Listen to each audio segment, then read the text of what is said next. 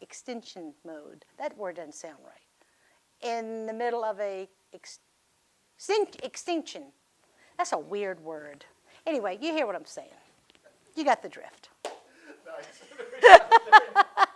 Very nice. I love it. When it comes to the women's ministry within the diocese, where do you see the women's ministry playing into a multi-generational role within the congregations in the diocese?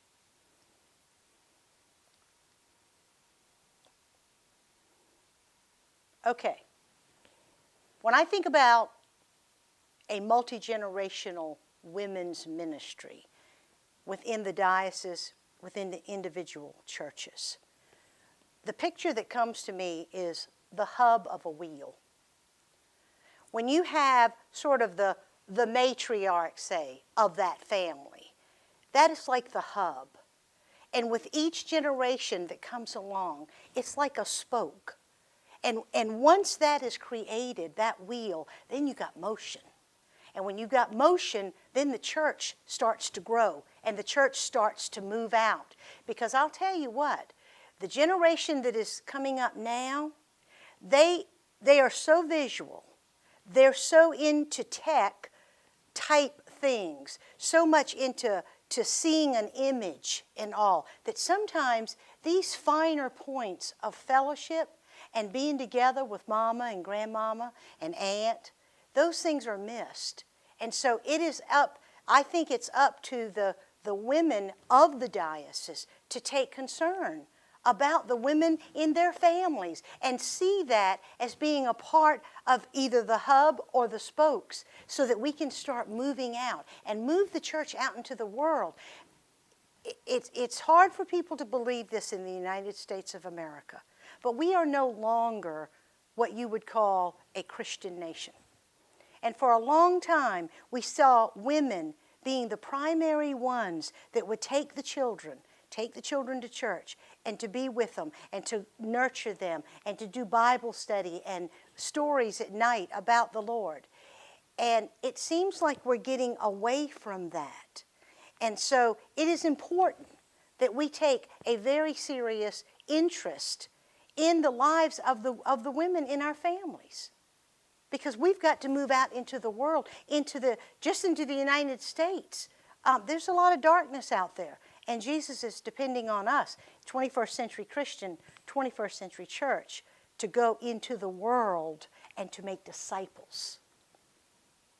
What do you say to a young woman who is getting ready to go to college, say, or getting ready to walk away from the fold? Oh, gosh. Oh, God.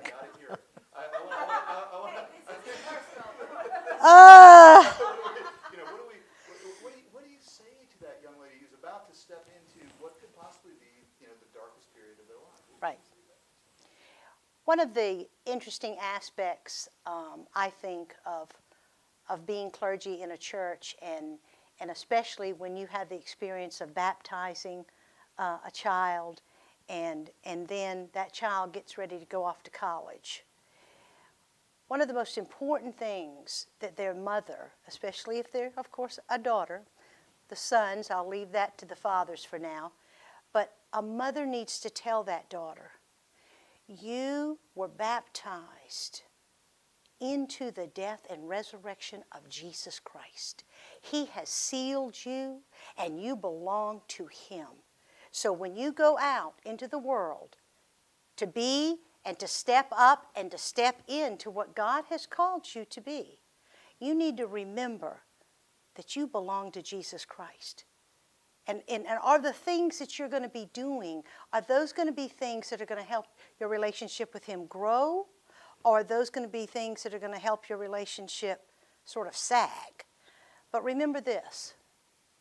We have an advocate with the Father, and that's Jesus Christ the righteous. And anytime we stray off the path, because we belong to Him, we can come to Him and say, Jesus, I have messed up once again. And He will forgive you. And you know that your mama will always love you and always be here for you, no matter what. And your grandmama, you know she's right there with you too. And so I just want you to think about that as you go out to be the person that God's created you to be. Very nice. Very nice.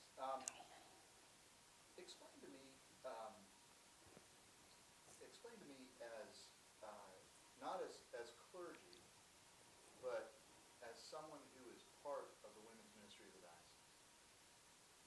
What is the message that you would like to get to? Like, if you were going to stand up at convention and say, "This is the reason why, as a rector of a church, I need to stand up and collaborate. I need to stand up and cooperate. I need to stand up and drive this ministry in my church to help the women in my church become stronger through this ministry." How would you pitch that to them? How would you actually tell them?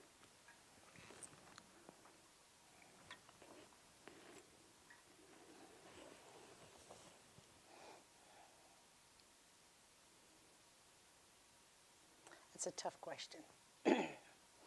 I'm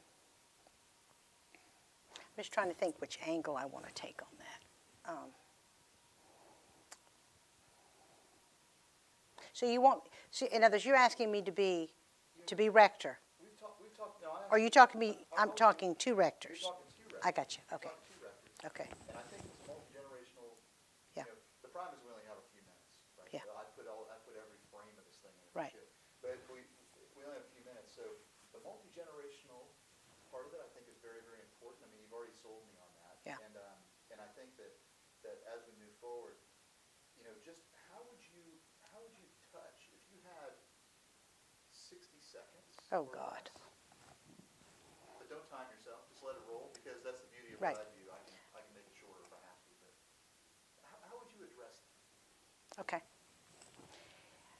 I think one of the things that our clergy need to hear loud and clear is, what would it be like in a church if there were no women doing any ministry at all? That all of the women stayed home, did not do any ministry, did not come to the church, and basically